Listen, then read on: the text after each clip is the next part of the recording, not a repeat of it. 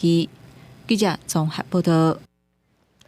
也来针对台南区会理事长林树杰伫门口互枪杀死亡这个案，行政院长杜永泰即马是把这个案件列做上紧急重大事件，要求爱赶紧破案。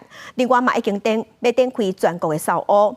也若针对尸体解剖了后，鉴定报告是显示讲林树杰是着11枪，5枪的胸砍是无命主要的原因。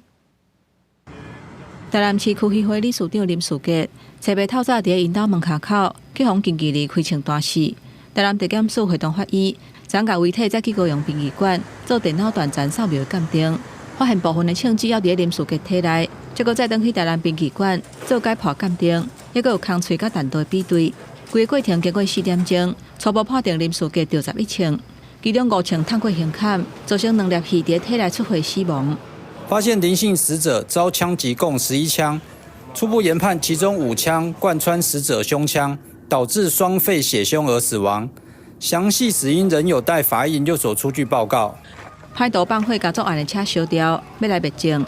专案小组初暝暗时嘛，伫高雄找到另外一架拿枪用来逃亡的车，已经透暝逃登去台南搜证，无排除这个歹徒已经向南部逃走，甚至逃走出国。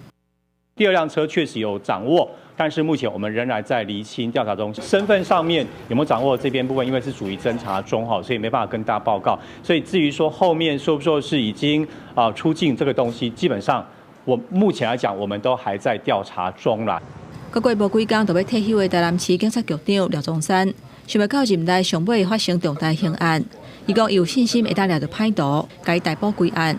也让警方展开大动作扫污。因为这件重大抢劫命案，行政院长杜永泰已经请相关的单位汇报，展开全国同步扫污掠贪的行动。同一个时间，嘛，把这个事件列作是上届紧急重大事件来处理，要赶紧破案。记者综合报道。